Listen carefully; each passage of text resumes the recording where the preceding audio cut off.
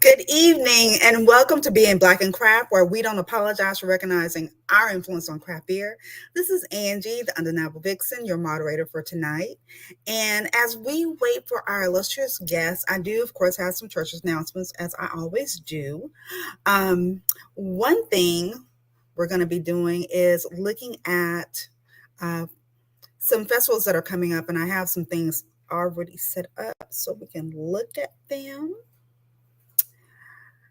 First off, we have Crafted for Action. So that's coming up. Great time in Atlanta. Always an amazing time. And right now, the early bird tickets are on sale, and they're on sale until March 31st. Also, Jen Price and the team, they also have a fellowship program. They launched it last year and they're continuing on for this year. And those applications also have a deadline coming up really, really soon, probably pretty close to the early bird tickets. But go to Crafted for Action, Craft Beer Con for more details. We have that. Then, one other thing that I was going to talk about, of course, we have CBC coming up, and we have House of Lucy is almost to capacity. Hooray, hooray, hooray. But I was looking at it because looking at CBC and the different, if as far as the different things that were going on last year, they thought wisely to go ahead and have a safe room. How the safe room is going to work, not really sure, but I'm glad that they went ahead and made that available, because you want to be, you want to go to a place where you feel like you can walk around without any issues. And if there's a place where you need to debrief and just kind of relax, that's available. So that's there, and that's coming up in Vegas real soon, like in April. I have a lot of things that's scheduled. Uh, then we also have Barrel and Flow. That's going to be coming up in August, very beginning of August, my birthday month. Hooray, hooray, hooray. And they had a deadline as far as proposals. It expired as of March 1st. So hopefully, if you had a proposal that you were thinking of doing, hope you got that in, as well as the early bird tickets and VIP tickets are good. That is, I believe, until April 1st. So there's that. Also, I'm going to be joining the Guys of Brews and Band podcast on the 31st of March. They have a great lineup for International Women's Month. Hello, International Women's Month. I hope that everyone is celebrating and finding some different things that you may have not have known about someone historical or someone just right around in your backyard. But they have a nice lineup of two other ladies for the month. So check them out. They should be starting that up. They may have started it already from last Sunday. So there's that. And I think that's really all. Nope. One more thing. One more thing to share with you. We also have our Being Black and Craft.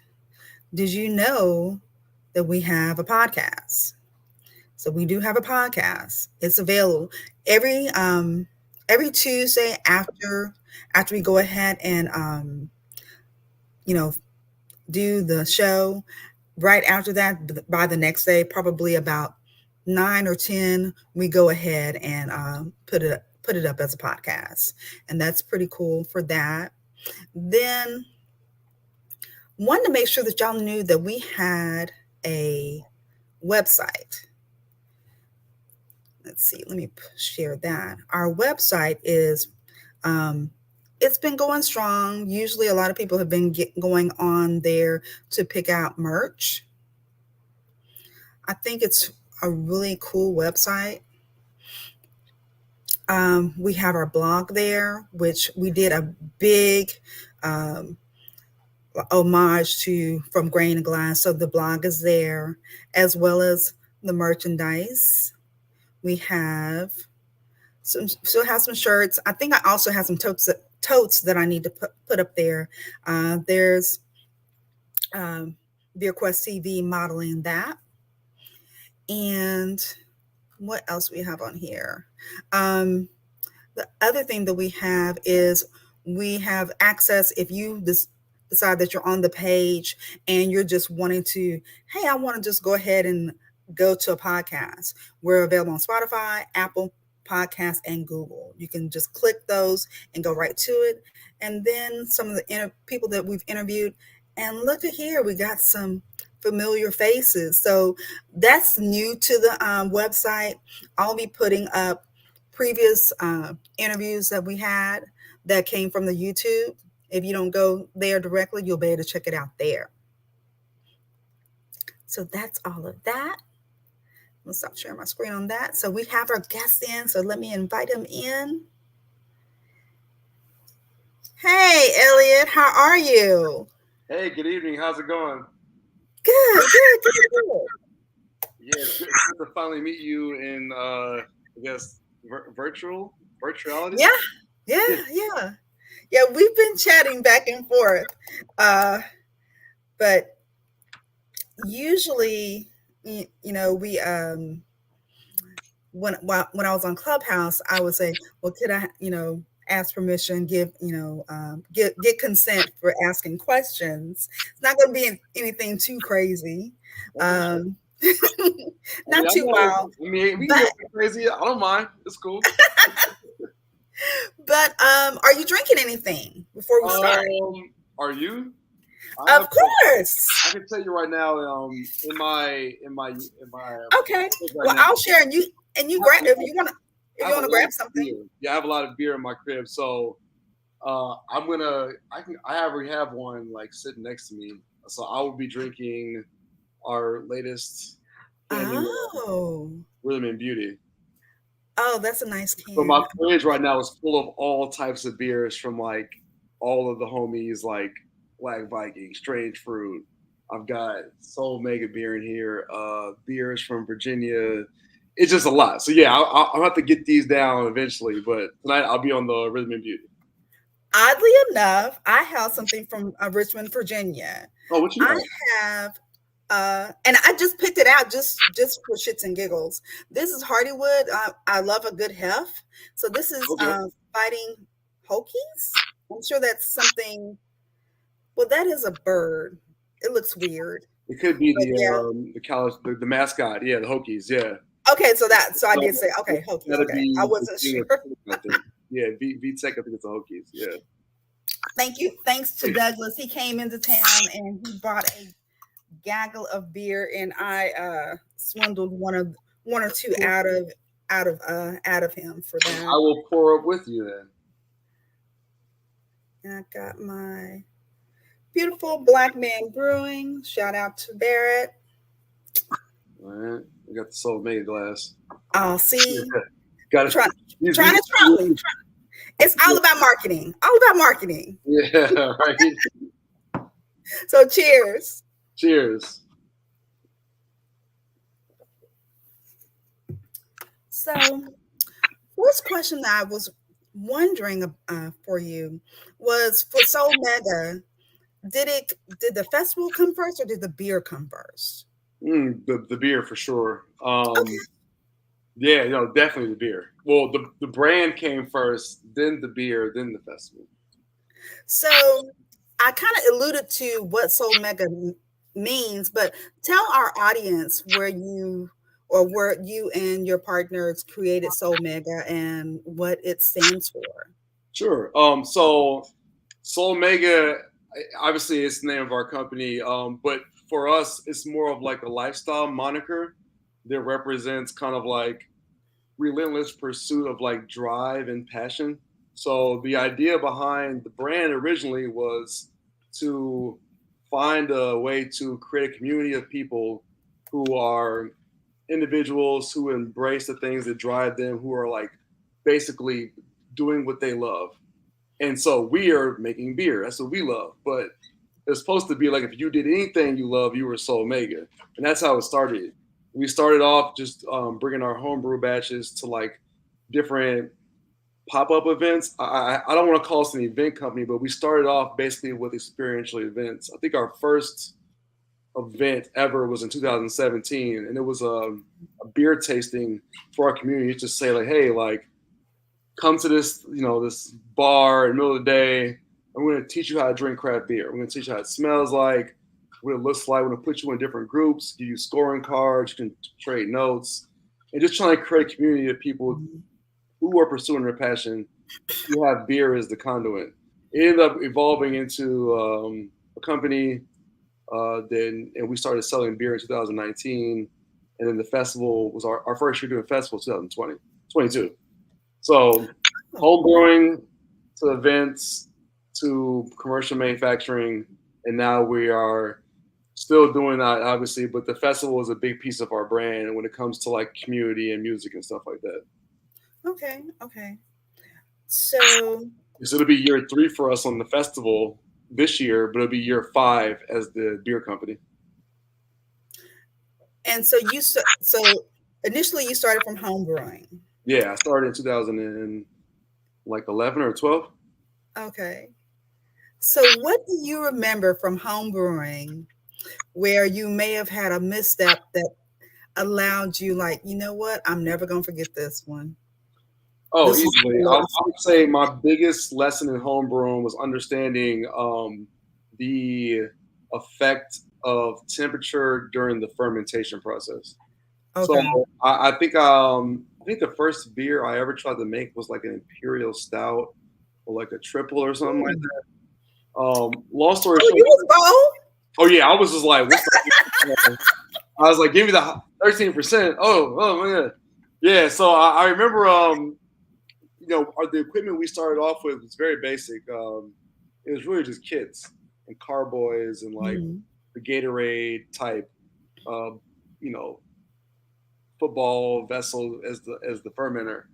And I remember, I think we brewed. I think it was like December or January when I first started, and so just trying to cool down the wort to get it to where the yeast could, get going.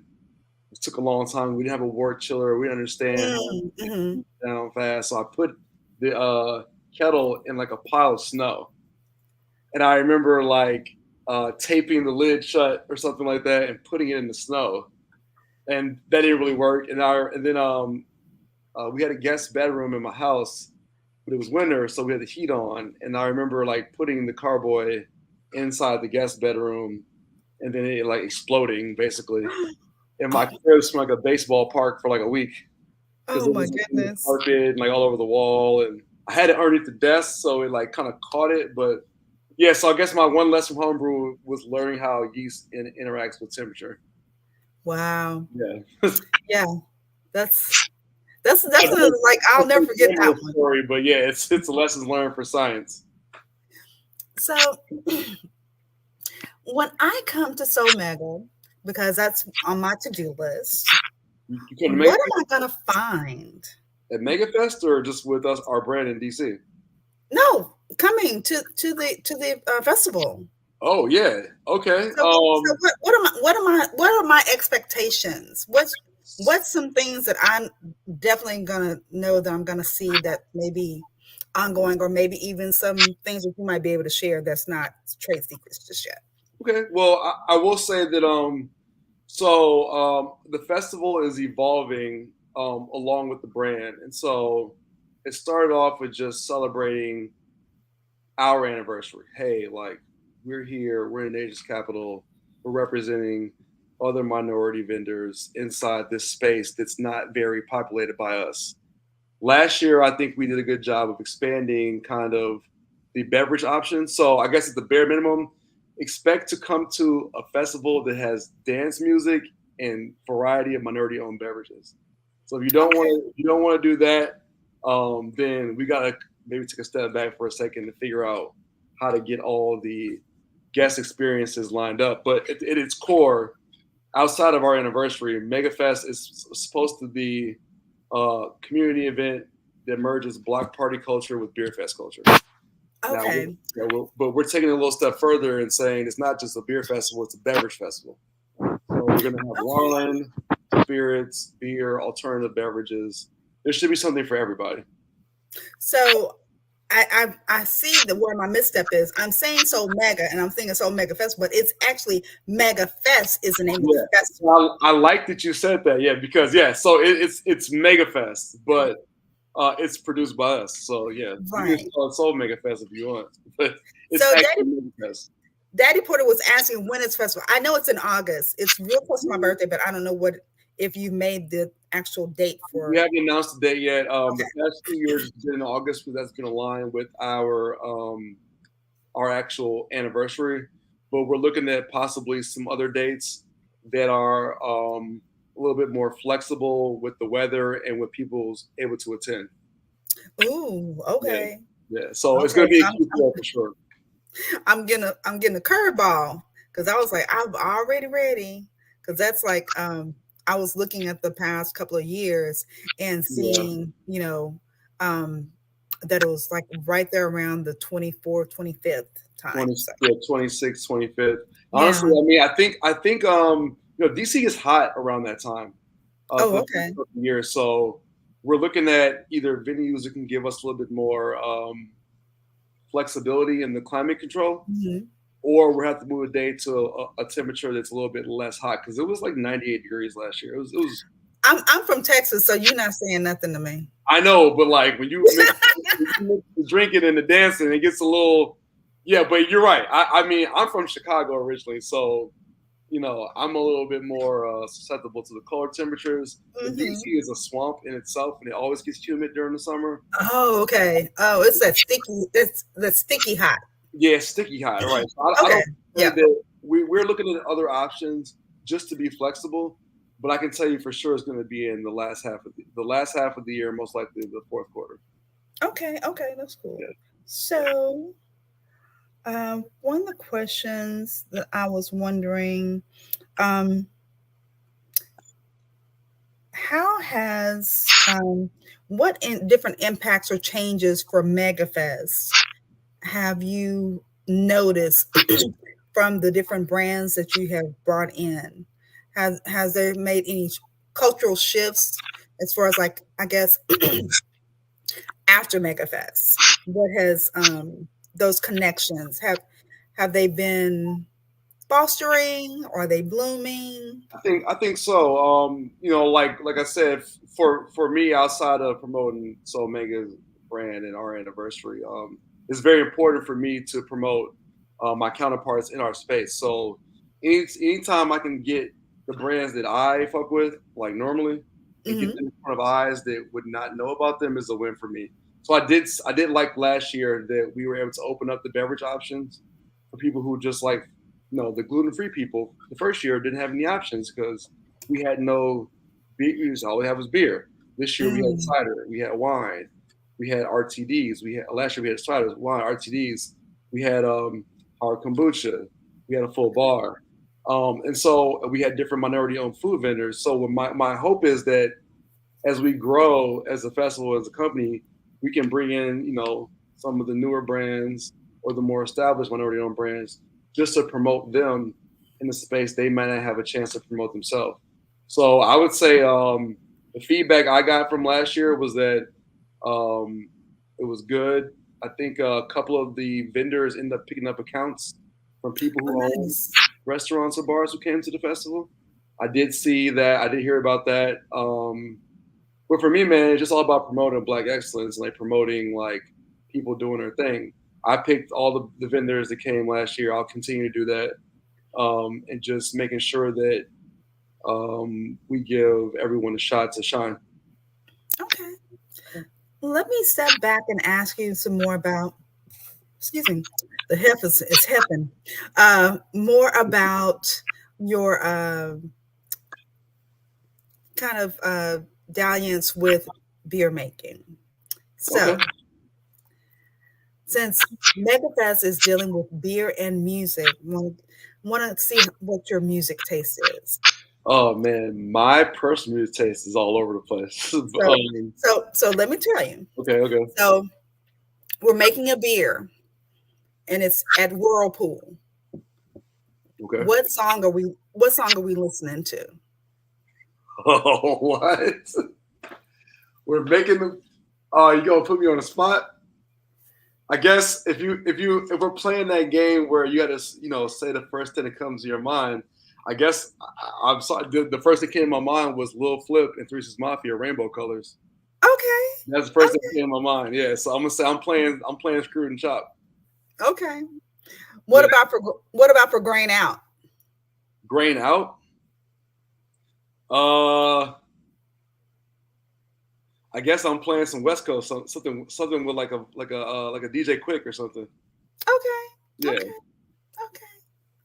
Someone not too that wasn't much. bad. Yeah, but I will say, but for the festival, I'm focusing specifically on house music because I'm from Chicago and it's part of our culture and it's part of DMV DC has go go, Baltimore has club, Jersey has club, Detroit has their version of house, ghetto tech. Mhm. So like we like to include I don't really want to say this, but like it's gonna be like a really poppin' backyard party. Like you're gonna get a lot of stuff, but it's gonna be kind of a little bit more upbeat. So I like Yeah. the more faster tempo stuff, but when you threw me on the spot, I said that. But for the festival, you're gonna get a lot of dance music.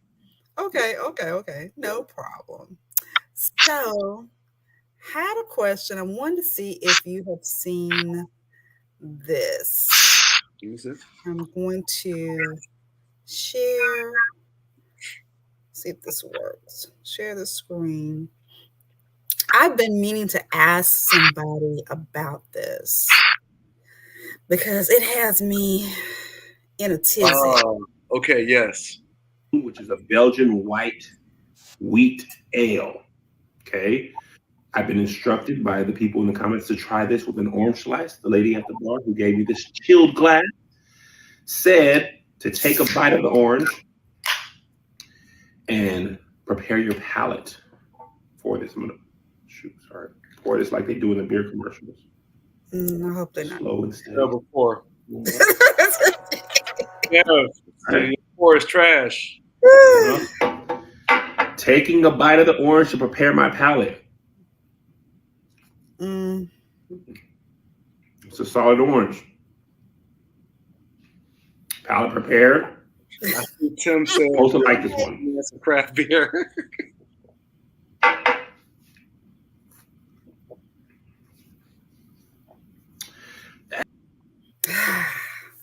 Okay. I have seen that. And he's done a couple. Someone tagged us to it and said, "Hey, like." He's been tagged by everybody. So my question is, does he really want to find a craft beer? Or is he just pulling our legs? Because you're killing me, Smalls. You're killing me. He's a comedian, right? Yes. I He's would supposed to be. I would hope that he's trying to find a beer he likes, but also he could be pulling our leg. I'm going to say that hopefully, and shameless plug, we definitely if Kev is watching this and you tag him to post or something, we definitely emailed him about him coming to DC soon in March, I think, or April, and it's like, hey, like if you want to try some beer, we got you, but Blue Moon. It's been Blue Moon. It's been Yingling. He had Mango Cart is another one that he had, Okay. and it's just so yeah. Think about it though. I mean, I'm going to go ahead and say this. We started off. Well, I started off drinking. If he's not a beer drinker, if this guy doesn't drink beer at all, then he's on the same journey we were all on. We started off drinking Heinekens, Yinglings, Miller Lights, Natty Lights, Blue Moons, Amstel Lights in the club. You've had a Blue Moon before, I'm sure. Oh yeah, I have. I have. He's not, and I'm not necessarily judging.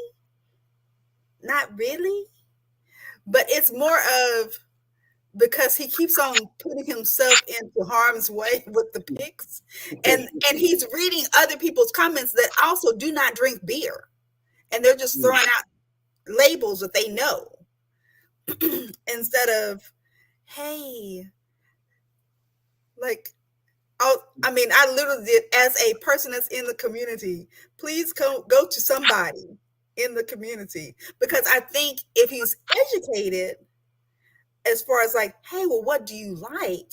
You can get a little bit closer to it instead of putting yourself through all this anguish. I agree. I think that there's definitely opportunity to educate Kev on craft beer or people just like him who Mm-hmm. don't know.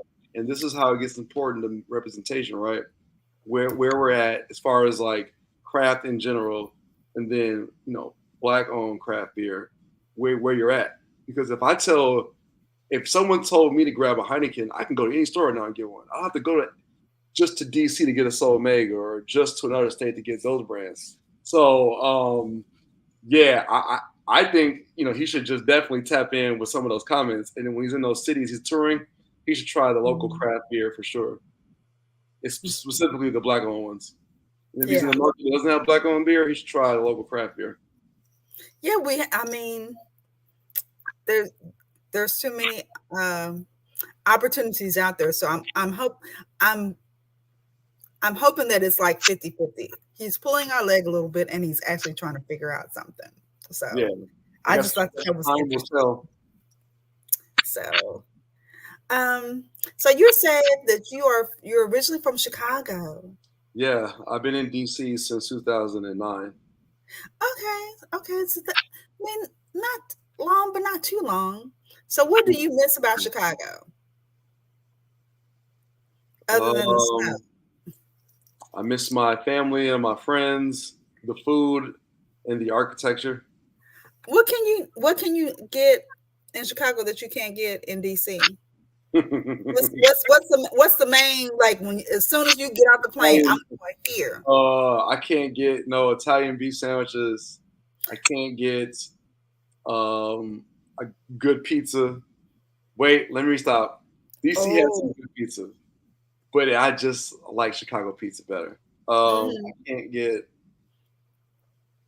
Um, it's hard to say. Like, I just feel like we do a really good job at like some of our ethnic foods. I mhm. think, like for example, like DC has ethnic foods I couldn't get in Chicago. Like Virginia has all the Vietnamese restaurants and Okay. there's lots of East African restaurants out here we just don't have in Chicago. But the American food, like the steakhouses and like some of the Italian restaurants and the Greek restaurants, some of the Mexican restaurants, I think just they're better back home. Okay. Okay. Yeah, yeah. But I like it. I go home probably maybe like 2 or 4 times a year. So not So shout out to homies in Chicago. I do Yeah. Funky Town, Moores. Homies who's from Vice District. I still got all my people back home, but right now DC is home for me. Okay. So what do you see next on the horizon for Soul Mega? Yeah, I think where I'm looking at to grow the brand specifically is kind of expanding our beer offerings into like more of the DMV area. Okay. So south is like Virginia Beach, and as north is like Baltimore. Right now we're kind of central in DC and kind of around the like northern Maryland area coming Okay. soon, and then eventually Northern Virginia. And I'm just trying to just go that way. I think that the festival will grow bigger and attract more people to come to DC and experience the different cultures we have to offer here. And I do want to have a retail component here in the city as well. I'm not sure what size brewery that means right now, but we do contract brewing right now. Mhm. Are you familiar with contract brewing? Very familiar. Okay, yeah. So I'm sure you know most of the guests on your show who are Yeah. they contract brew. Yeah. So I think DC is an interesting place because it's not geographically designed for manufacturing like a Pittsburgh or a Richmond or a Detroit, Chicago. There's no real like industrial area here. So it makes it interesting when you look at what that means for a consumer product business. But there's definitely opportunity. So, do you think that it would be not necessarily in Washington proper, but maybe on the outskirts, like in Virginia? Because I know that y'all are everything is kind of close. Yeah, Is we're definitely open to. We're looking at different scenarios. That whatever works best economically, I think that'll be the best fit for us. I think it's important for our brand to be pillared here because not only did it started here, but also it's the nation's capital, right? So Mhm. it's very important for me to make sure that while I'm representing Soul Mega, you know, in the beer space, I want to make sure that I'm representing our culture in our country. And so when I travel the world, I talk about the beer brands in DC. I want people to have something to come back to try our beer, other folks' beer too. Okay. So, when you open that brick and mortar, and the first person that comes into the brick and mortar, living or dead, who would that be? And what's going to be the first beer that you serve them? The first person that comes into my brick and mortar, Hmm. I guess hopefully it'd be my father, and I give him a lager, a light lager. Okay, why? Because he's old school beer guy and he's not hip to the new craft styles, but he's a big supporter for us, and so I think he would appreciate that. Yeah, like a drinkable beer, a super drinkable beer. Who would be a famous person, living or dead, A famous person. Ooh, who would be the first famous person? Dave Chappelle. that you would like? Who? Dave Chappelle would come in. Okay. Yeah, and I give him the black lager or a stout, something dark, something with a little booze to it. Hmm. Yeah, Hmm.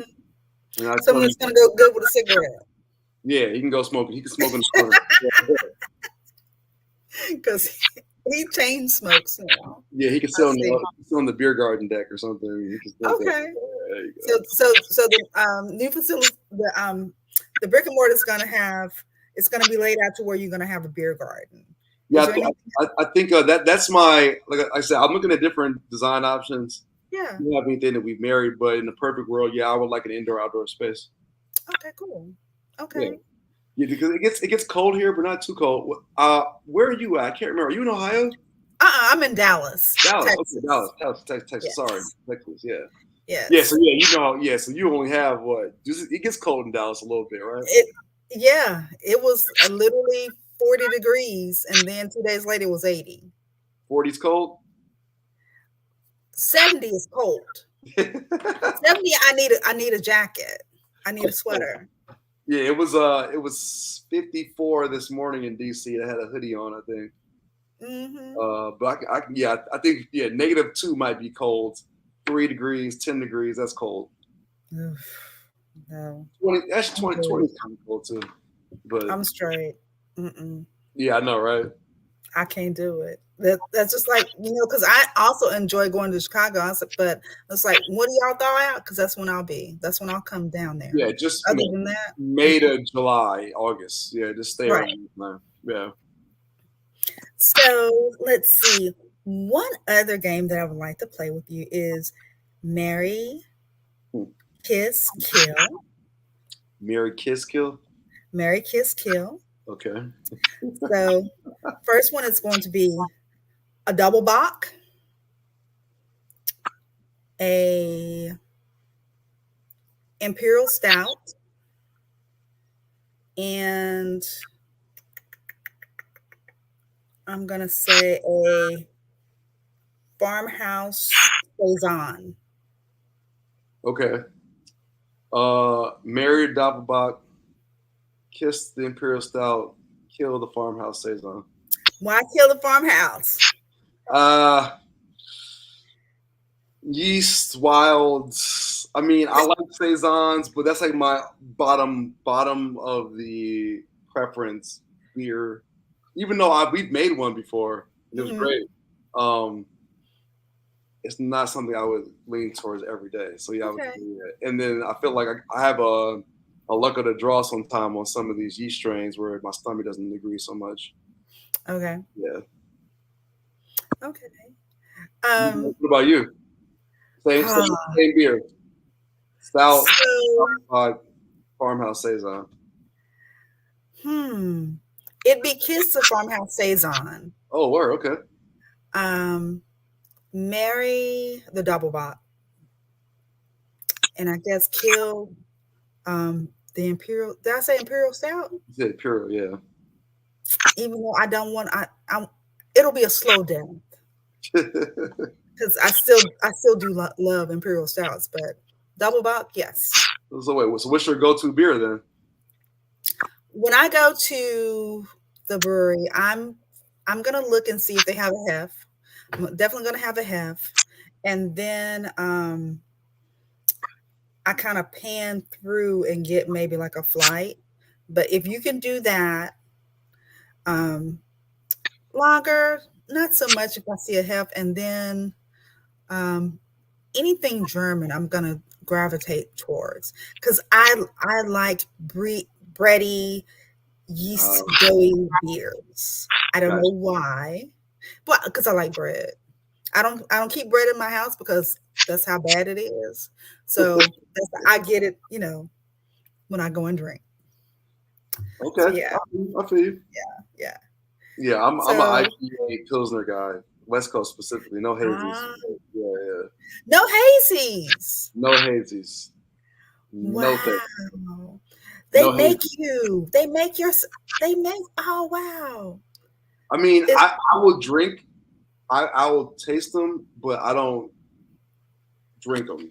That makes me. I don't sit back with my boys and crack open four haze, drink a bunch of hazies. You know what I mean? Like, I don't go yeah. to the bar and get like a hazy and tequila shot. It's just like not my jam. Oddly enough, I was team no IPA. Hmm. Period. I was only sours. That's Hmm. kind of how I came into beer. You And came when in I with beer drinking sours. no, just like no, I was just drinking just I guess the run of the mill, just regular beers, your Yinglings and stuff like that. But when I Gotcha. started getting craft beer, I was liking the more fruity beers, and absolutely nothing hoppy whatsoever. No, no, no, no. Um, and I was team no IPA. It was just like death, team no IPA. And when I decided that I wanted to be a beer judge, I was like, I'm gonna have to learn how to drink this shit. I just didn't, I just could not figure it out. And then I finally found a beer that I liked, and it was hazy. Which one?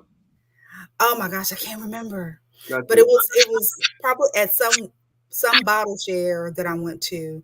And so that allowed my palate to kind of develop. And then I was able to go ahead and like, oh, I'll take a double. That's fine. It's okay now. Was it the floral fluffy note softness of the The the palate? tropical Yeah, the tropicalness of the hazy, I guess, uh, gravitated to that sweet fruity complexity that I enjoyed, and so that allowed me to say, "Oh, okay, it's not that bad." Because you would open it up, and I'm like, "No, yeah. don't See, don't put that by me." I need that bite. I want that. I want that hop. That Dank, bitter, dank. Yeah, I need that. yeah, The fluffy, soft stuff is cool. But once again, I feel like some of those yeast strains don't agree with me. I don't know if I'm just. I do think my favorite hazy. Oh man, there's two. I mean, I've had a lot of beers in my day. I drink a lot of beer. I drink beer like every other day, basically. yeah, I do like some of the other half hazies because I'm here in DC. They have a manufacturing plant out here. okay, Lost Generation has hazies, but like on a national scale, or even like regional, I think Grimm has in New York. They have good hazies. I like the monkish ones in okay, LA. I like the hazies, the Crowns and Hobbs hazy IPA, and I like just one more that I'm blanking on. It's like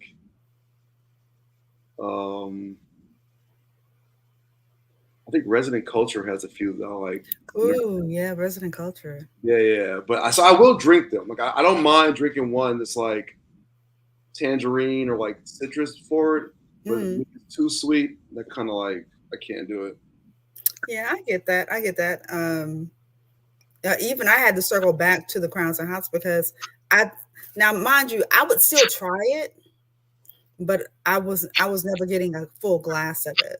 So now I was able to circle back and say, okay, I get why people are enjoying this hazy. I get why people like this. That it's it has a dankness to it that people gravitate to, whereas previously I could not fathom why people would drink it. I was It's just like definitely an lost. acquired taste for sure. Yeah. You know how I go. Once you start drinking a few of them, it's not that bad, right? Right. Yeah.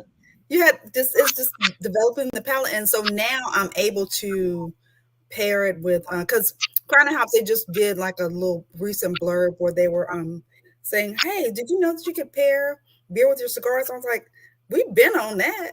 Right. I'm, Yeah. I'm Right. glad I was like, I'm glad y'all caught up, but but I don't Yeah. think Benny smokes. But yeah, having a nice like a Drew Estate, I'm trying to think, shade with an IPA pairs well. It's great. Yeah. So yeah. So are you a cigar smoker? You know, so my friends are trying to put me on. I will smoke them, but I'm not an avid smoker. Like I have Okay. homies who are like, they take me with them to the cigar lounge and like they show me all the stuff. But I'm not very knowledgeable. One of my friends is in a cigar club out here.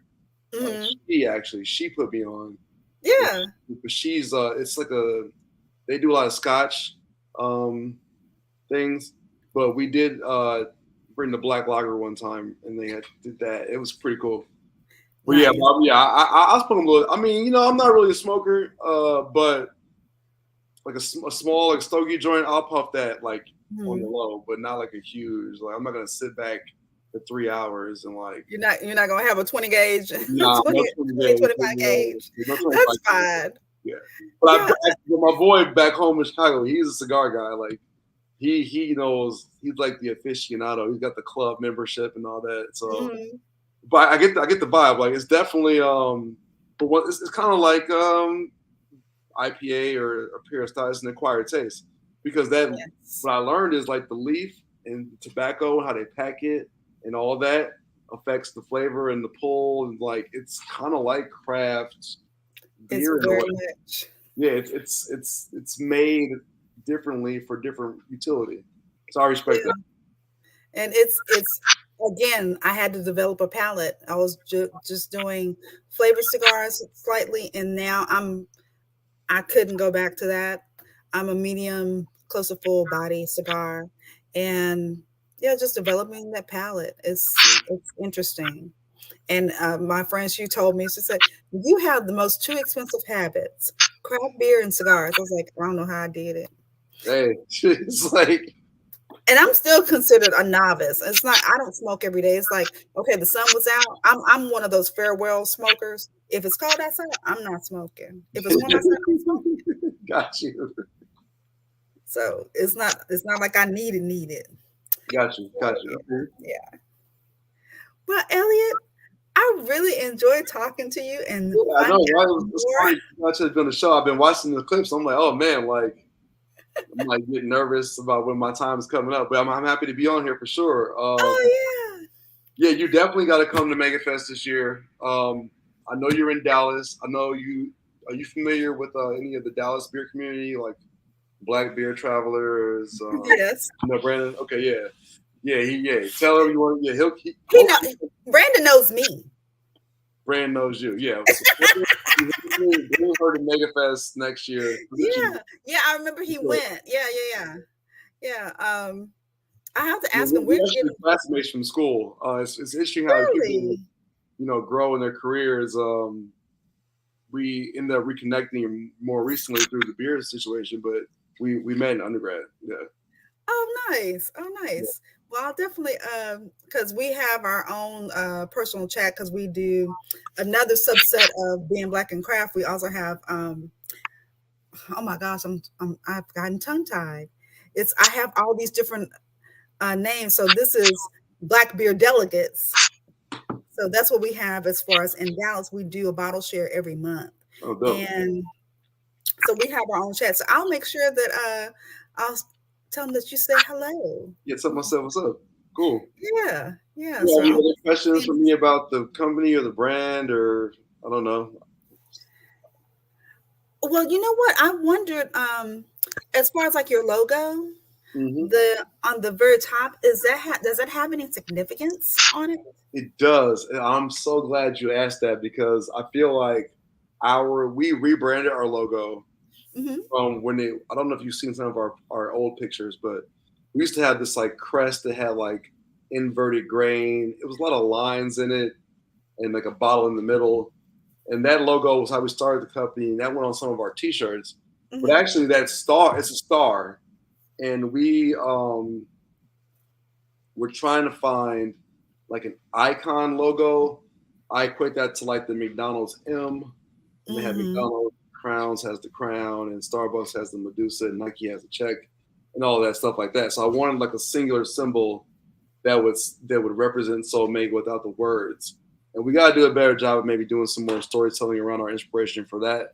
But essentially, we did some research and like that star originated from like quilt patterns back in the Underground Railroad time, where they were using it as a map. So it's like your own north, like finding your north star, like your Mm. drive, like your beacon of light that pushes you forward, is what Okay. we chose to use that for.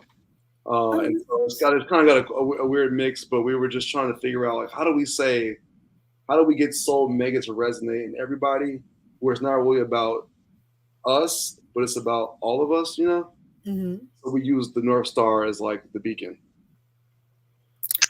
My last question for you, because I was thinking about that, the North Star and the Beacon, when you started doing MegaFest and basically making this opportunity for BIPOC, BIWOC, uh, people in the industry, have you had any pushback from other entities saying, "Oh, is this just a Black festival?"